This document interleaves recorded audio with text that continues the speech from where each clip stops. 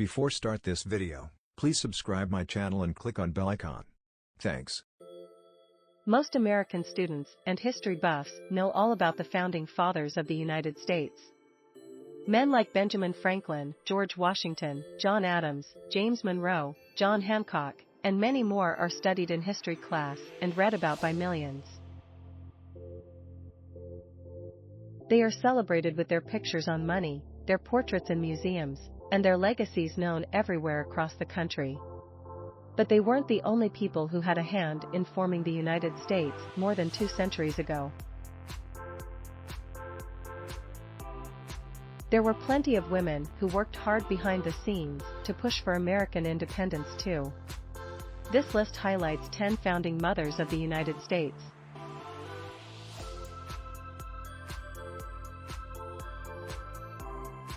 You may well recognize some of these names, of course. But if you're like most American history students, you don't know much about their stories. Sit back and dig in as we take a look at 10 important women who did their part to help to free the American colonies from British rule and create the United States of America.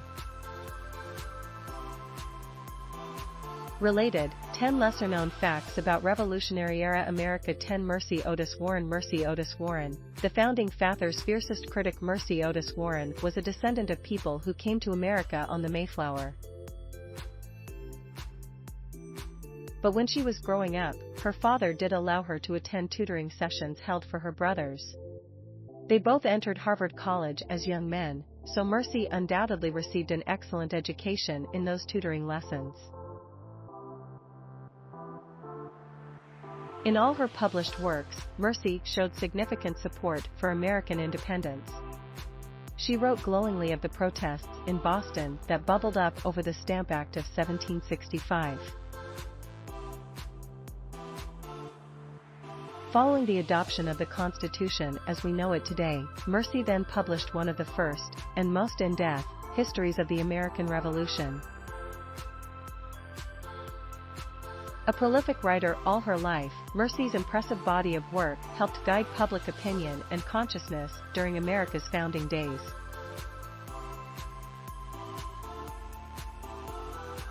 He believed the stated rights within the document could result in violence against others. That very much went against his religious principles as a Quaker. His wife, Mary Norris Dickinson, was also a Quaker, and she was the driving force behind his stance. She was committed to a life of nonviolence, and she also believed in the Society of Friends' push for equality between the sexes. Mary was a significant landowner and had one of the largest private libraries in North America during the Constitutional Convention, so her worries mattered a great deal to John. She also used her influence in high society to advocate for a Bill of Rights, equal treatment of men and women before the law, and voting rights for women.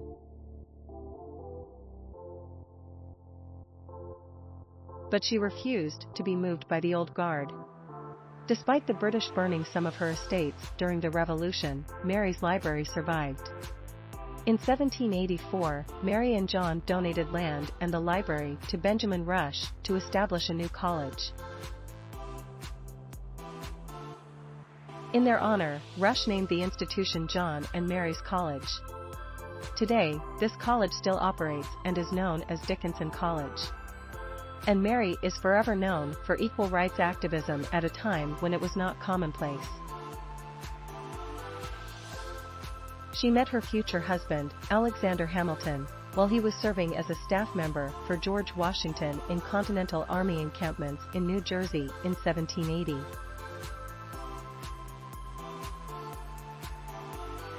The two married that very same year at the Schuyler Mansion in Albany. As Hamilton's new bride, Eliza had a major impact on the development of the Constitution and the emerging federal government. She also suffered through the news of her husband's affair, which resulted in a temporary separation. However, they ultimately reconciled. When George Washington was preparing his farewell address, much of the essay was written by Hamilton. She dedicated over 4 decades to the society. The rest of her life was spent raising funds, collecting supplies, and supervising the education and care of over 700 orphaned and abandoned children. Today, the society is still active under the name Graham Windham. Eliza also worked tirelessly to repair her husband's legacy and preserve his writings and personal papers. To that end, history now has a much better understanding of Alexander Hamilton's life, career, and opinions.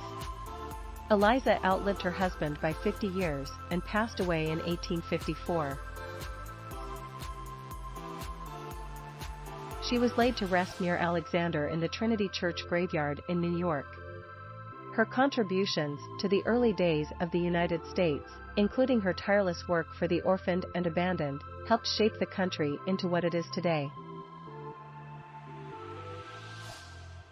Plus, her ability to communicate effectively with the influential men of her time was unique. She was also presented to the king at the court of St. James, where she had equally critical comments about male-dominated British society. In addition to her political influence, Abigail also made her mark as the first First Lady to live in the newly constructed White House in 1800. At the time, it was unfurnished, poorly heated, and without any landscaping. According to legend, she once used the unfinished East Room to hang her laundry. But quickly, she furnished it with the style of the day and wowed future visitors with her taste and eye for design. She, more than any other First Lady, set up the White House as an exalted and hallowed place, a belief many Americans still hold closely today. Despite her husband's resistance to her chidings, Abigail's influence among the founders was significant.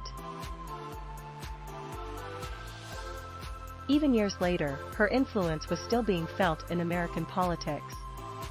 In the middle of the 20th century, Harry Truman once remarked that Abigail would have been a better president than her husband.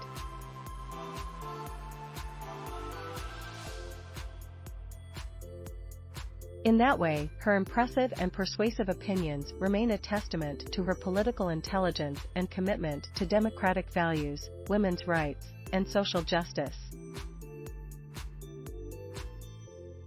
She was born in 1738 near New London, Connecticut, and raised there.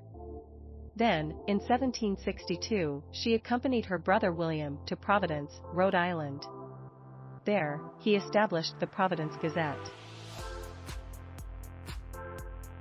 During the early days of the war, Goddard's newspaper supported the Patriots.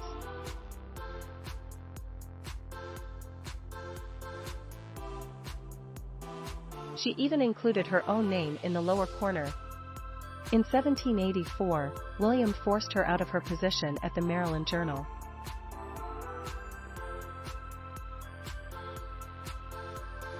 However, she continued to serve as Baltimore's postmaster until 1789, when Postmaster General Samuel Osgood decided the job was too much for a woman. Hundreds of citizens of Baltimore petitioned for her reinstatement, but their request was denied.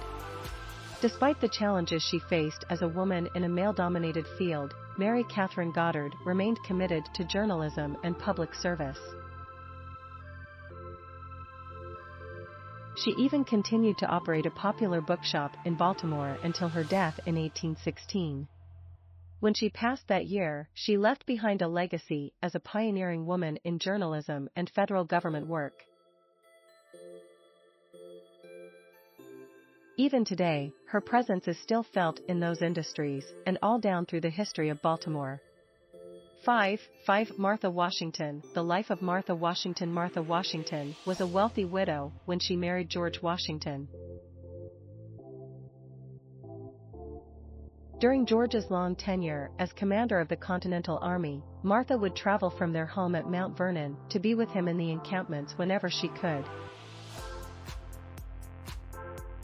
There she would provide aid and comfort to the troops. She also supported other officers' wives. When George took on the U.S. presidency, Martha accompanied him all the way through. Despite having no official duties or title, Martha established the role of First Lady. This was no easy feat after all. There were no guidelines to aid her in this endeavor. But she was classy, kind, and professional, and the sum total made her a natural leader. Martha was a respected and admired lady and event hostess, even though she sometimes chafed at the confines of her role and the demand to provide weekly entertainment. Some former revolutionaries even complained that the parties she hosted were too similar to the hated royal courts of Europe. Eventually, Martha prevailed in getting out of high society, and she and George left Philadelphia for Mount Vernon in 1797. There, she continued to carry out her political and official duties with class and grace. Even after George died in 1799, Martha continued to be a shining example of the best America had to offer. Her experience as a White House hostess began during Thomas Jefferson's administration.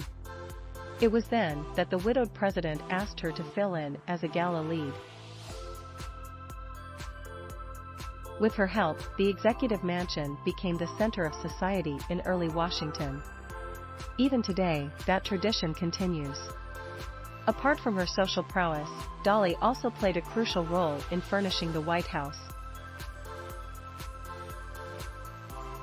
She worked with architect Benjamin Latrobe to ensure the mansion was appropriately decorated. In addition, she helped define the social structure of state dinners and other official functions. Even after her husband's death and the sale of their Montpelier plantation to pay off debts, Dolly remained a fixture of high society until her death at age 81. She was buried in Washington, too, though her body was later exhumed and reinterred at Montpelier next to her husband.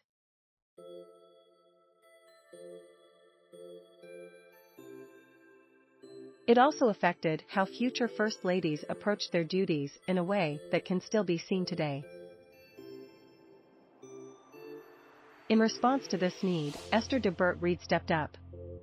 She was a British-born woman and the wife of a powerful Philadelphia attorney. In 1780, she founded the Ladies' Association of Philadelphia.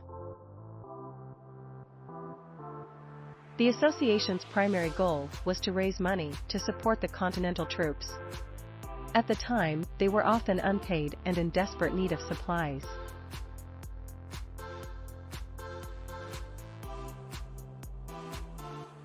Despite Congress's inability to raise the necessary funds, the Ladies' Association was more successful.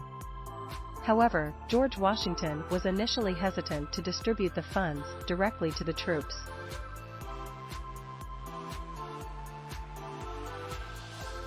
He worried they would spend the money on alcohol.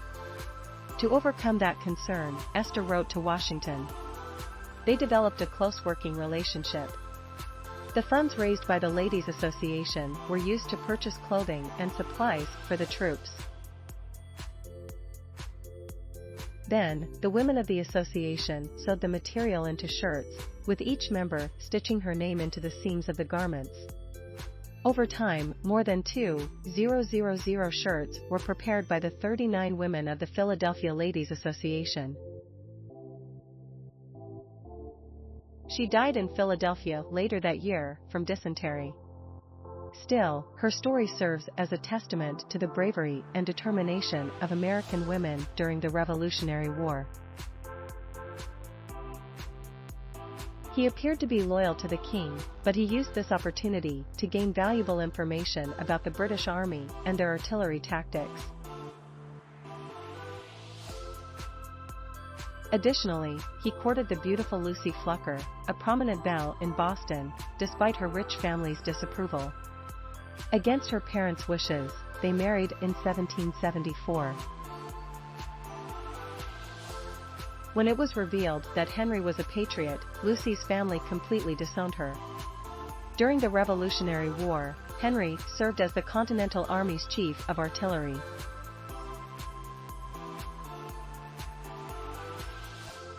In one letter to Henry, Lucy explained she had changed due to the necessity of managing his business affairs. She requested he not consider himself the commander-in-chief of their home upon his return. Their story is a testament to the sacrifices made by countless individuals during the Revolution. Without Lucy and Henry, the United States would not be what it is today.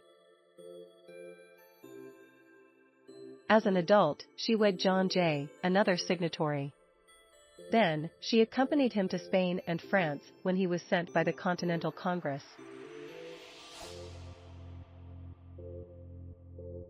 In France, Sarah adopted Benjamin Franklin's practice of involving Americans in the upper echelons of French society to facilitate diplomatic relations.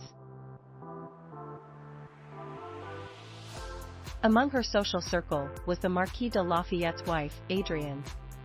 Abigail Adams and other American wives living in Paris joined too. Sarah's charm and social prowess made her a notable member of French society. On one occasion, her entry into a play's box brought the performance to a halt due to the audience's applause.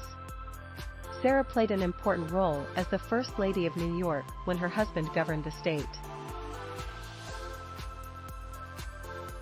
Later, she became the figurehead of the Supreme Court's social circle when John became Chief Justice of the United States.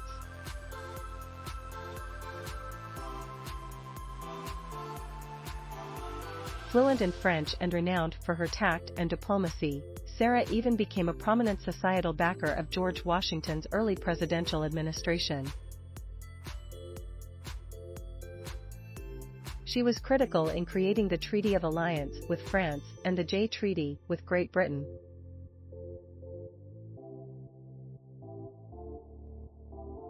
Without Sarah's diplomatic skills and political instincts, the United States' early relationship with foreign powers would have been quite a bit less seamless and smooth.